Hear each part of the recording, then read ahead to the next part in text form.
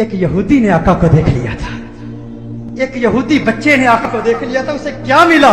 ایک یہودی غیر مسلم بچہ ایک مرتبہ اس نے مدینہ المنورہ میں کونین کے والی صلی اللہ علیہ وسلم کے حسین چہرے کو دیکھ لیا، آقا کے حسن کو دیکھ لیا، چہرہ والضحیٰ کو دیکھ لیا، آقا کی زلفوں کا اسیر ہو گیا، آقا کے پیار کو، آقا کے عشق کو، چہرہ والضحیٰ کو، چہرہ یار کو آئینے دل میں یوں اتار لیا، دل کے آئینے میں یوں اتار لیا کہ آقا کے عشق میں، آقا کی محبت میں ہر وقت روتا رہتا، گریہ زاری کرتا، آقا کو یاد کرتا. ماں باپ کا اکلوتا بیٹا تھا، ایک ہی بیٹا تھا، یہودی تھے ماں باپ اس کے، خود بھی یہودی تھا. ایک مرتبہ آقا کے حسن کو دیکھ لیا، اس کا سودا ہو گیا، بازار مصطفیٰ میں آقا کا دیوانہ ہو گیا، آقا کا عاشق ہو گیا. ماں باپ کو بتایا نہیں، ماں باپ کو اطلاع نہیں دی کہ میں حضور کا عاشق ہو گیا ہوں، حضور سے محبت کرتا ہوں. چپ کے گھر سے چھپ کر کسی بہانے، کبھی بکریاں چرانے کے بہانے مدینہ المنورہ میں آقا کے حسن کو تلاش کیا کرتا، کبھی مسجد نبوی شریف کے دروازے سے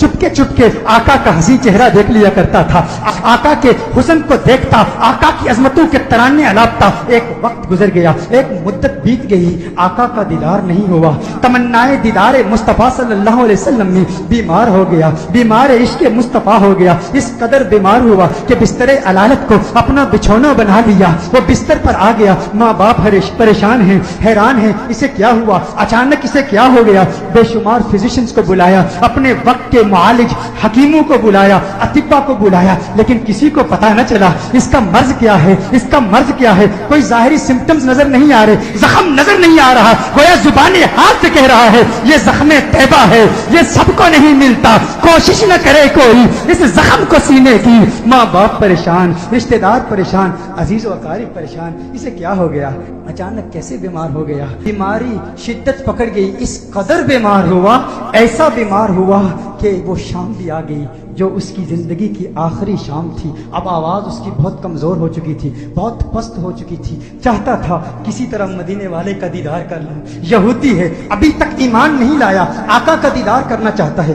بڑی مشکل سے آواز بلند کرتا ہے میرے والد محترم، میری ایک تمنا ہے، میری ایک آرزو ہے، میری ایک خواہش ہے، آپ پوری کر دیں گے نا؟ والد نے کہا ہے میرے لختے جگر، ہے میری آنکھوں کے تارے، تو میرے دل کا سہارا ہے، تو اس دنیا سے آج جا رہا ہے. معالج اطباء ڈاکٹرز نے جواب دے دیا ہے تیرے بچنے کا کوئی امکان نہیں ہے، تیری خواہش کیسے پوری نہیں کروں گا؟ کہا میرے والد محترم، مرنے والے کی خواہش تو دشمن بھی پوری کرتے ہیں، آپ ناراض تو نہیں ہوں گے نا؟ کہا ناراض نہیں ہوتا، تو بتا کیا چاہتا ہے؟ کہا اپنا دل آمنہ کے لال کو دے چکا ہوں، میں محمد عربی کا عاشق ہو چکا ہوں، ان کے عشق میں گائل ہو چکا ہوں. میری ایک خواہش، میری ایک تمنا، میری ایک آرزو، ایک مرتبہ چہرہ والضحیٰ کو دیکھنا چاہتا ہوں، ایک مرتبہ آقا کی حسین زلفوں کو دیکھنا چاہتا ہوں. والد ناراض ہو گیا، والد نے غصہ کیا، ارے ظالم تو کیا کہہ رہا ہے، دنیا سے جا رہا ہے، اپنا دین بھول چکا ہے، کیا کہہ رہا ہے؟ کہا ہے والد محترم، آپ نے وعدہ کیا تھا نا،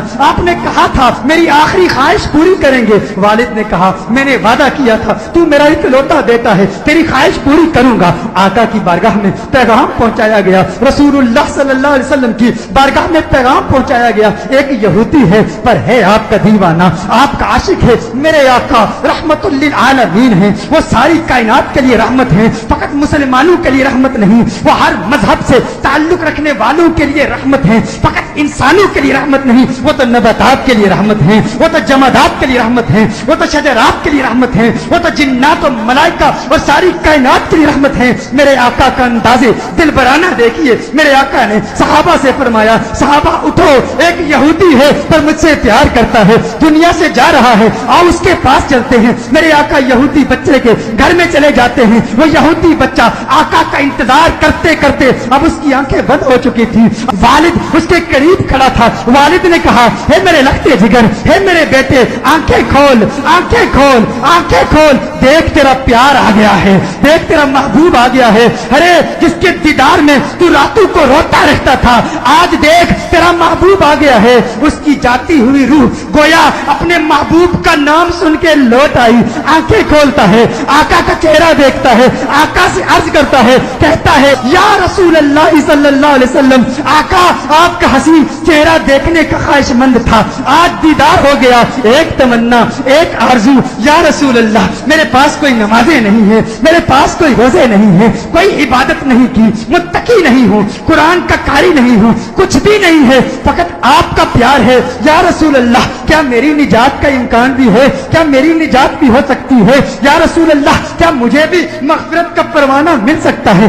آقا نے ارشاد فرمایا ہاں کلمہ توحید پڑھ، میں تیری نجات کی ضمانت دیتا ہوں. وہ آقا کے قدموں میں گر جاتا ہے، آقا کے قدموں میں گر کے کہتا ہے منزل قبر سے لے کر دخول جنت تک آپ کی ضمانت پر کلمہ پڑھتا ہوں. کلمہ توحید پڑھتا ہے، جان اللہ کے سپرد کر دیتا ہے. والد نے کہا اب اس کی میت مسلمانوں کی امانت ہے، اہل اسلام کی امانت ہے، اب اس کی تجہیز و تکفین کی ذمہ داری آپ کی ہے. جب جنازہ تیار کیا جاتا ہے اس عاشق کا، جب جنازہ تیار کیا جاتا ہے اس دیوانے کا، اس عاشق کا جنازہ مدینہ المنورہ کی گلیوں میں گھمایا جاتا ہے. ہر طرف اسی عاشق کا چرچا ہے، ہر طرف اسی عاشق کے تذکرے ہیں. مدینہ المنورہ کے مضافات سے لوگ جمع ہوتے ہیں اس عاشق کا دیدار کرنے کے لیے. ارے سنا ہے کوئی یہودی تھا، کوئی یہودی تھا، حسن مصطفیٰ نے اسے صحابی بنا دیا ہے. اس نے آقا کا دیدار کیا. غور کیجئے گا، نماز نہیں پڑھی، عبادت نہیں کی، روزہ نہیں رکھا، جہاد نہیں کیا. میرے غوث کے مجاہدات کو یاد کر لیجئے، میرے بابا کی محنتوں کو یاد کر لیجئے، خواجہ غریب نواز کی جہد کو یاد کر لیجئے، خواجہ باقی باللہ کی محنتوں کو یاد کر لیجئے، امام اعظم ابو حنیفہ کی فقاہت کو یاد کیجئے، امام احمد بن حنبل کی جد و جہد کو یاد کیجئے، امام شافعی کی فقاہت کو یاد کیجئے. اماموں کی فقاہت، ہمت، جد و جہد، مجاہدوں، ریاستوں کو یاد کیجئے. وہ سب اس یہودی کا مقابلہ نہیں کر سکتے جو پہلے یہودی تھا اب صحابی ہو گیا ہے. ایمان کی حالت میں آقا کا دیدار کیا. یہ غوث اعظم سے بھی بڑا ہے، یہ خواجہ غریب نواز سے بھی بڑا ہے. سب دیکھنے کے لیے آئے ہیں، دیدار کریں اس صحابی کا جس نے فقط ایک مرتبہ آقا کو دیکھا اور ایسے بلند بالا اور فو اعلیٰ مقام پر فائز ہو گیا. اچانک اس کے چہرے پر سے کفن اٹھایا جاتا ہے. صحابہ یہ منظر دیکھ کر حیران ہو جاتے ہیں کہ اس کے چہرے سے نور کی کرن نکلتی ہے، آسمان کی طرف پھیل جاتی ہے. سارے حیران ہیں. وہ صحابی جو پہلے یہودی تھا آقا کا دیدار کیا، ایمان لایا، اس کی میت مسکرا رہی ہے، اس کے چہرے پر لبوں پر تبسم نظر آ. سب حیران ہیں. ایک عجیب و غریب منظر صحابہ نے دیکھا. صحابہ دیکھ رہے ہیں کہ آقا پاؤں کے پنجوں کے بل چل رہے ہیں، پنجوں کے بل چل رہے ہیں، آقا یوں چل رہے ہیں. صحابہ عرض کرتے ہیں یا رسول اللہ صلی اللہ علیہ وسلم اس کی کیا حکمت ہے؟ آقا نے ارشاد فرمایا عالم بالا کے فرشتے میرے اس عاشق کو دیکھنے کے لیے اس تعداد میں آئے ہیں، اس کثرت سے آئے ہیں. زمین پر پاؤں رکھنے کی جگہ نہیں ہے، پنجوں کے بل چل رہا ہوں. میرے آقا صلی اللہ علیہ وسلم اس عاشق کو جنت البقیع میں لے جاتے ہیں، خود اپنے ہاتھوں سے اسے دفناتے ہیں. صحابہ منظر دیکھتے ہیں، حیران ہیں. آقا بہت دیر لگا دیتے ہیں.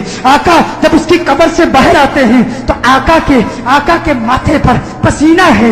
صحابہ عرض کرتے ہیں یا رسول اللہ صلی اللہ علیہ وسلم آقا کیا ہوا، اتنا وقت کیوں لگا؟ آقا نے فرمایا جب یہ اس دنیا سے گیا تھا مجھ سے وعدہ لیا تھا، میں نے وعدہ کیا تھا، میں نے کہا تھا قبر کی منزل سے لے کر دخول جنت تک میں تیری مغفرت کی ضمانت دیتا ہوں. کہا یہ بات سن کر جنت کی حوریں اتنی خوش ہوئی ہیں، اتنی تعداد سے آئی ہیں. جب اسے قبر میں رکھا گیا تو بے تحاشا اس کی طرف بھاگی ہوئی گئی ہیں اور اس کے چہرے کی بلائیں لے رہی ہیں.